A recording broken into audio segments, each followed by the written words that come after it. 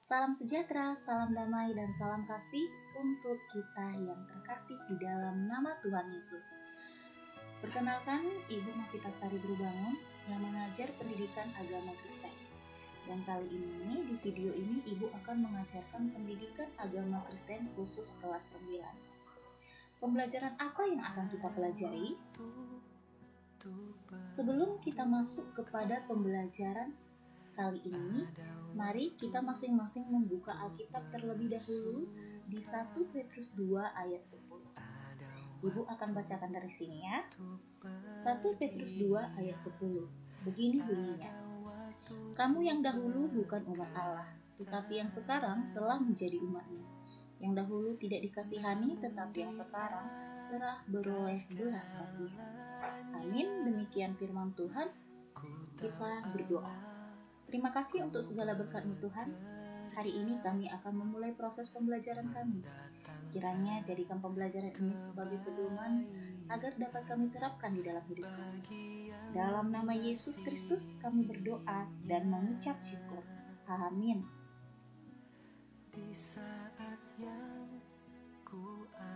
Nah, pembelajaran kita kali ini adalah tentang gereja sebagai umat Allah yang baru. Sebenarnya bagaimana gereja sebagai umat Allah yang baru ini kita akan bahas bersama-sama. Nah, pertama kali kita harus mengerti arti dari gereja terlebih dahulu. Sekarang pertanyaannya, gereja itu gedungnya atau orangnya? Banyak di antara kita pasti berpikir bahwa gereja itu adalah gedung.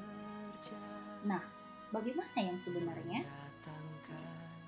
Gereja pertama kali dibentuk di Yerusalem saat murid-murid Tuhan Yesus berkumpul setelah 40 hari Tuhan Yesus naik ke surga. Pada saat itu, mereka berkumpul untuk memuji dan memuliakan nama Tuhan Yesus. Lalu Roh Kudus turun berupa lidah api di atas kepala mereka. Bisa dibaca di Kisah Para Rasul 2 ayat 1-4. Sehingga mereka pertama kali membentuk persekutuan untuk pemuliaan nama Tuhan Yesus. Maka jelas dari kejadian ini dikatakan bahwa gereja itu bukanlah gedungnya, melainkan orangnya. Gereja masih dapat berdiri tanpa ada gedung, karena dimanapun orang-orang beribadah, itulah yang disebut dengan gereja. Jadi contohnya, jika ibu dan murid-murid sekalian melakukan ibadah, itu sudah disebut dengan gereja. Sekarang kita akan masuk kepada makna gereja. Nah, untuk mengetahui makna gereja lebih dalam, kita harus tahu dulu gereja itu berasal dari bahasa apa. Gereja berasal dari Portugis, yaitu igreja. Kemudian dari Spanyol, iglesia. Di Yunani disebut eklesia, artinya keluar, klesia memanggil. Eklesia yang artinya dipanggil keluar. Maka, makna dari gereja ialah orang-orang yang dipanggil untuk keluar dari lingkungannya, dari sanak keluarganya, dari kaum kerabatnya, untuk menjadi bagian dari sebuah komunitas baru yang melakukan ibadah. Dan tujuan dari gereja ialah untuk memberitakan kasih Allah yang dinyatakan melalui Yesus Kristus. Kasih itu harus disampaikan dengan perkataan dan perbuatan kita. Umat Allah yang baru. Nah, jadi di sini kita akan mempelajari bagaimana umat Allah yang baru itu. Untuk itu, kita akan melihat dari kisah Yeremia yang ditulis di kitab Yeremia 31 ayat 31 sampai 33, di mana Allah mengadakan suatu perjanjian yang baru untuk umatnya.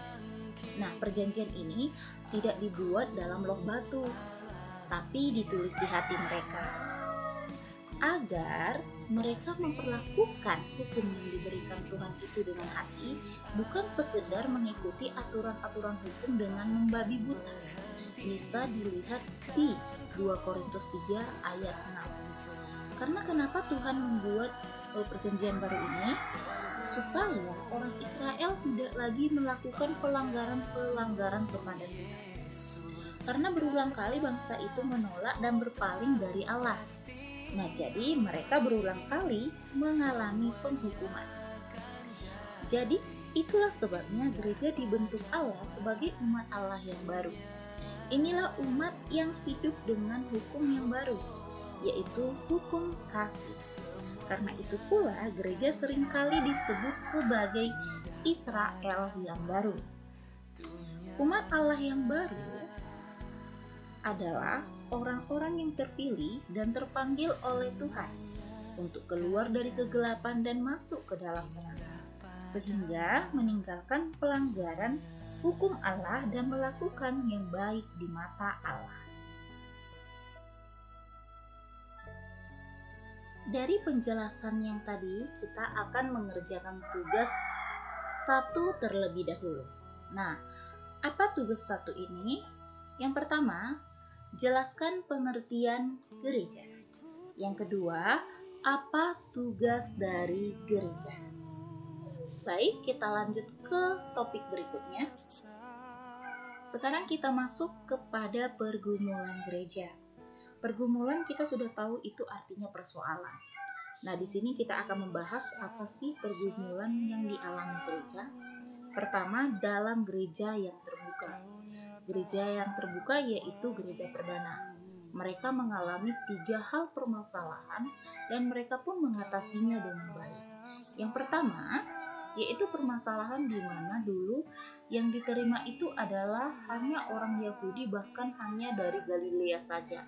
Tapi kemudian gereja perdana membuka kepada banyak orang yang berasal dari latar belakang bahasa ataupun budaya yang berbeda untuk dapat menjadi anggota gereja. Yang kedua, permasalahannya yaitu di mana perempuan belum sepenuhnya diberikan izin untuk berkiprah dalam gereja. Tapi gereja perdana memberikan izin kepada perempuan untuk menjadi pemimpin gereja, sehingga banyak perempuan-perempuan menjadi pemimpin dalam gereja seperti Lydia, Priscilla, dan Yunia. Dan yang ketiga yaitu permasalahannya tentang aturan keagamaan Yahudi yang melarang orang-orang yang dikebiri, di mana orang yang dikebiri ini adalah orang-orang cacat yang tidak sempurna. Mereka itu tidak boleh ikut beribadah. Tapi gereja yang terbuka ataupun gereja perdana memberikan izin kepada mereka untuk menjadi anggota gereja. Itu sebabnya ditulis di dalam Kisah 8 ayat 27 sampai 40, Filipus mulai membaptis seorang sida-sida di Ethiopia, yaitu laki-laki yang kebiri. Nah, kemudian dari situlah orang-orang yang tidak sempurna sekalipun dalam tubuhnya dapat memuji dan memuliakan dan menjadi anggota gereja. 2. Pemahaman tentang ajaran yang salah. Banyak di antara gereja menganut paham eksklusivisme, yaitu menganggap dirinya yang paling benar, sehingga tidak menerima ajaran orang lain dan merasa ajarannya lah yang paling benar, meskipun sebenarnya salah dan sesat. Bahkan tidak sedikit yang salah memahami tentang ajaran firman Allah sehingga menerapkannya dengan salah dalam hidupnya. Misalnya di Amerika Serikat, banyak orang salah mengerti tentang Markus 16 ayat 17 sampai 18 yang mengatakan bahwa mereka tidak takut untuk digigit ular dan tidak takut mati. Padahal ayat tersebut bukan dimaksudkan untuk mencelakai diri kita, dengan alih-alih agar dapat pertolongan dari Tuhan. Dan yang harus kita ketahui, kita memang percaya Tuhan akan melindungi kita dari mara bahaya. Namun kalau kita dengan sengaja memegang ular dan mengharapkan kita akan tetap selamat, itu sama saja kita mencobai Tuhan. Kita dapat melihat hal serupa yang terjadi di dalam Tuhan Yesus, di mana ia dicobai iblis, tapi ia tidak bisa dicobai. Nah, anak-anak, dari pemahaman tentang ajaran yang salah ini, kita diajarkan untuk lebih mengerti tentang firman Tuhan dengan baik, bukan salah mengerti, karena memahaminya lebih dulu agar kita bisa menerapkannya di dalam kehidupan kita. Sekarang masuk kepada gereja yang gagal menjadi teladan. Banyak gereja gagal menjadi teladan. Gereja tidak lagi mencontohkan hal-hal yang baik. Seperti di Afrika, ada seorang tokoh India kecewa melihat perilaku gereja. Ia bernama Mahatma Gandhi. Karena mereka membedakan orang berkulit putih dan berkulit hitam. Saat itu, Gandhi datang berkunjung ke gereja berkulit putih. Tapi ia ditolak karena ia berkulit hitam. Sehingga Gandhi pun sangat kecewa. Ia mengatakan, "Aku suka akan Kristusmu, tapi aku tidak suka orang-orang Kristenmu. Orang-orang Kristen sangat berbeda dengan Kristusmu." Apa yang dikatakan oleh Gandhi sangatlah menjadi kritikan yang tajam bagi orang Kristen. Karena kita seringkali gagal menjadi cermin akan Yesus sendiri, yang sesungguhnya yang harus menjadi teladan dalam hidup kita untuk kita terapkan dalam keseharian kita. Bahkan di negara Pantai Gading, di Afrika, ada sebuah gereja yang sangat besar dan menjadi gereja terbesar di seluruh dunia. Namun sayang, masyarakat di sekitarnya sangatlah miskin. Karena itu sangat memalukan ketika gereja yang sangat mewah dibangun, tapi kemiskinan masyarakatnya sangat luar biasa. Maka sebagai gereja berusahalah menjadi teladan dan melakukan hal yang baik bagi banyak orang untuk kemuliaan nama Tuhan.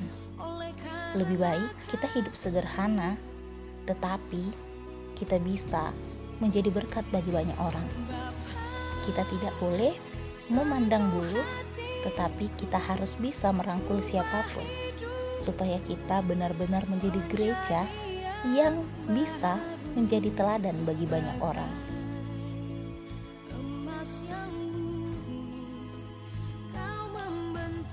Hidup saling berbagi. Pergumulan gereja lainnya ialah sulit berbagi dan lebih hidup individualisme. Tetapi gereja perdana mengajarkan untuk hidup saling berbagi.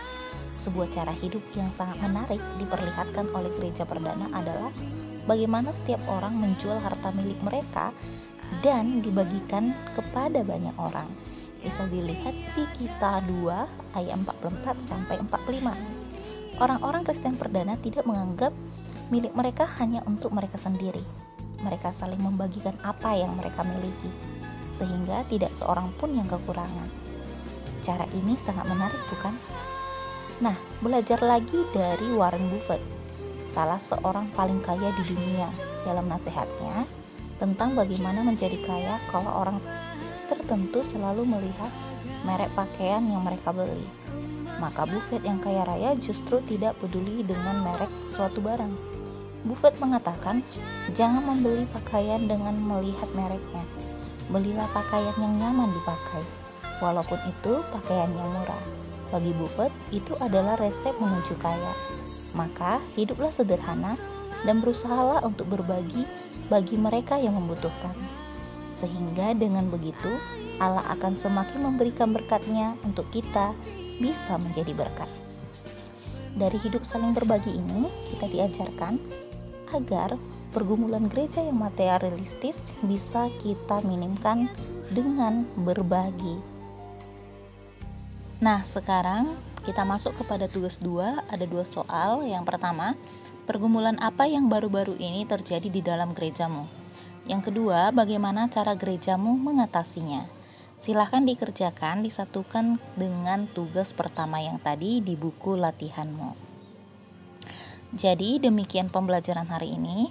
Semoga pembelajaran hari ini dapat menjadi pedoman yang dapat kamu praktekkan di dalam kehidupan kamu sehari-hari. Untuk menutupnya, mari kita bersatu di dalam doa. Tuhan Yesus, terima kasih untuk pembelajaran hari ini. Jadikanlah kami menjadi gereja yang hanya untuk memuliakan nama-Mu. Dan biarlah kami meniru teladan-Mu untuk dapat diteladani banyak orang. Jadikan Tuhan kami menjadi berkat untuk banyak orang. Amin. Nah, demikian pembelajaran kita kali ini. Kiranya Tuhan Yesus selalu memberkati kita semua. Terima kasih, sampai jumpa di pertemuan berikutnya ya.